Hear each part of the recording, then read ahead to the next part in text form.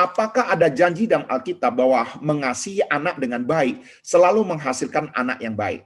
Nah, ini pertanyaan yang sederhana di mana Amsal 22 ayat 6 berkata, "Didiklah orang muda menurut jalan yang patut baginya, maka pada masa tuanya pun ia tidak akan menyimpang daripada jalan itu." Mungkin pertanyaan maksudnya beginilah, apakah ini jaminan? Apakah ini menjamin bahwa anak muda ataupun anak-anak kita yang diajarkan jalan yang patut baginya, maka masa tuanya tidak akan menyimpang daripada jalan itu? Saya harus jawab demikian. Kalau ini pun tidak bisa menjamin, apalagi yang tidak diajarkan jalan yang patut baginya. Ya, saya teringat ketika saya ucapkan kalimat ini, saya teringat itu loh. Ada orang mengatakan demikian, kalian baptisan kenapa ya di metodis harus belajar katekisasi dulu?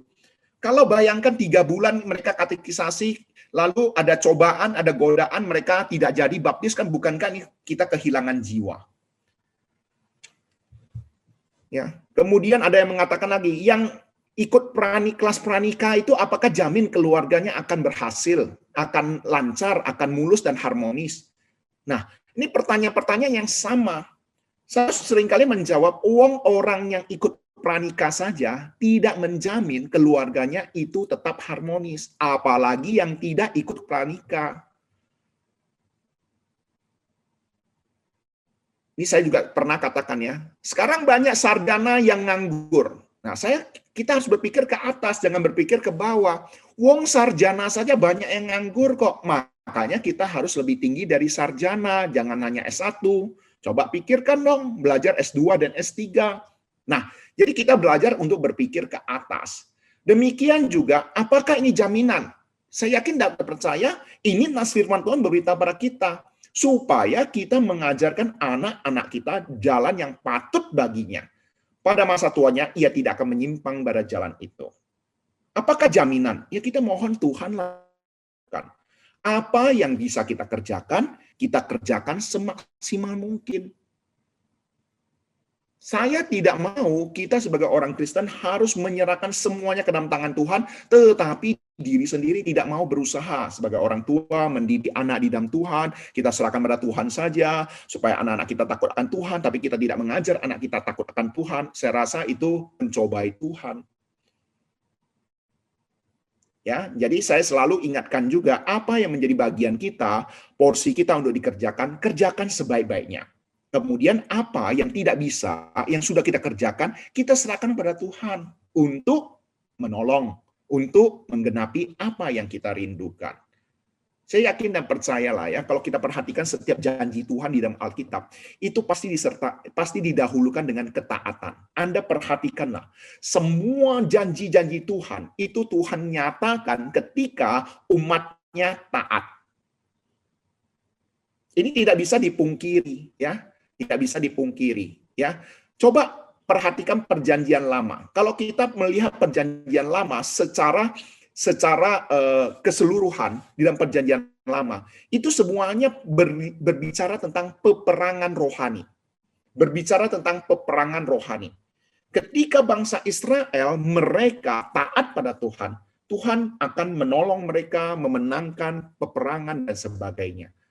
Tetapi ketika mereka meninggalkan Tuhan, menyembah berhala, Tuhan izinkan bangsa-bangsa mengalahkan mereka. Anda bisa perhatikan saja ya di dalam nas Alkitab berbicara demikian. Jadi, apa yang menjadi bagian kita baik ya, yang tidak kita kerjakan pada Tuhan. Namun demikian kita juga perlu mengetahui tips mendidik anak di dalam Tuhan.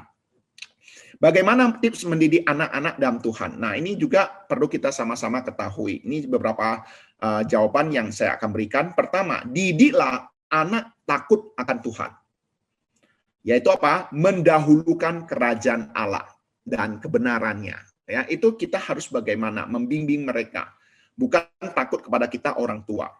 Takut sama orang tua, tidak ada orang tua, mereka akan bisa melakukan hal-hal yang tidak berkenan. Tapi kalau mereka takut akan Tuhan, mereka tahu Tuhan selalu beserta dengan mereka. Dimanapun mereka berada, mereka tahu Tuhan sedang melihat, Tuhan mengetahui. Ya, jadi itu hal-hal yang harus kita tanamkan di dalam pikiran mereka. Kemudian ajarilah anak-anak agar menjaga hati dan pikiran mereka serupa Kristus. Ya, untuk bagaimana menjadi serupa Kristus, kita memperkenalkan Kristus kepada mereka. Hidup Kristus, karakter Kristus, gaya hidup Kristus kepada mereka. Mereka bisa menjaga hati dan pikiran mereka serupa Kristus. Ketika mereka ingin memutuskan sesuatu, mereka akan berpikir, kira-kira Kristus mengizinkan nggak ya kalau dalam kondisi demikian saya melakukan ini? Kemudian yang ketiga, ajarilah anak-anak untuk menghormati orang tua dengan memberikan teladan bagi mereka. Maksudnya begini, hari ini kita sebagai orang tua ingin mendidik anak kita menghormati orang tua. Tapi ingat, anak-anak sedang melihat kita, apakah kita menghormati orang tua kita? Menghormati kakek nenek mereka. Kalau kita sendiri ingin anak kita menghormati kita, tapi kita sendiri tidak menghormati ayah dan ibu kita, anak-anak kita sedang melihatnya dan mereka sedang belajar. Ya, kemudian bagaimana mendidik anak dalam Tuhan? Bimbinglah anak-anak dalam pergaulan yang baik. Beritahu kepada mereka, pergaulan yang baik itu kira-kira bagaimana? Karena pergaulan yang buruk akan mempengaruhi pergaulan yang baik. Ya. Kemudian ajari anak-anak untuk mengendalikan hawa nafsu mereka. Ya. Kita harus bagaimana membimbing mereka dan memberitahu mereka kepada mereka, khususnya untuk masa-masa remaja mereka. Kemudian mengendalikan lidah mereka untuk tidak cakap, untuk tidak memfitnah, untuk tidak sengaja mengejek ataupun mencela orang, membuli orang dan sebagainya, ya, untuk bagaimana mengendalikan lidah. Kemudian bertanggung jawab di hadapan Tuhan, apa yang diberi akan dituntut. Maksudnya begini loh, kita harus ingatkan kepada mereka untuk belajar bersyukur. Bahwa segala sesuatu yang Tuhan berikan supaya mereka bisa belajar bersyukur. Dan bagaimana mereka juga bisa mengembalikannya untuk Tuhan. Ketika mereka dapat disekolahkan sekolah tinggi, kita juga harus ingatkan mereka. Pendidikan, pengetahuan mereka bagaimana dipergunakan untuk kemuliaan nama Tuhan. Ketika mereka punya kemampuan, keterampilan tertentu, kita ingatkan mereka. Bagaimana kemampuanmu, keterampilanmu dipergunakan untuk kemuliaan nama Tuhan. Kemudian yang terapan, ajarilah anak-anak untuk mengasihi sesama. Ya, mengasihi mereka yang kekurangan dan sebagainya, ya, memiliki hati belas kasihan maksudnya. Kemudian yang 9, jangan memberhalakan mamon. Ini kadangkala orang tua tidak akan berani mengajarkan hal ini. Mamon artinya apa? Uang, kekayaan. Jangan terlalu memberhalakan atau mengandalkan mamon. Artinya apa? Jangan menjadikan mamon lebih tinggi daripada Tuhan. Kita harus bagaimana mendidik anak-anak kita untuk lebih mendahulukan Tuhan daripada kekayaan, uang, dan sebagainya. Mencari uang boleh, tapi jangan sampai mencari uang sampai meninggalkan Tuhan. Kita harus bagaimana tanam anak-anak kita jauh-jauh hari. Papa, mama mengharapkan kamu rajin untuk mencari uang. Tetapi ingat, beribadah kepada Tuhan menjadi prioritas.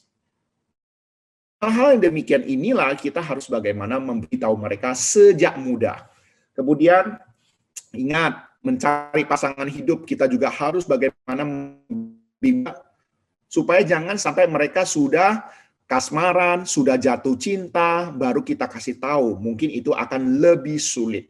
Sebelum segala sesuatu terjadi, kita beritahu kepada mereka, cari pasangan yang seiman. Supaya apa? Hadapi masalah, kalian bisa bersama-sama berdoa. Supaya anak-anak kalian juga tidak kasihan.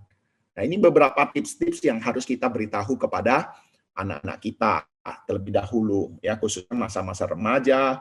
Ya, mereka mau mencari pasangan hidup, kita harus jauh-jauh hari memberitahu pada mereka. Nah, ini beberapa tips ya mendidik anak dalam Tuhan. Ini secara singkat ya. Ini kalau seminar bisa panjang ya.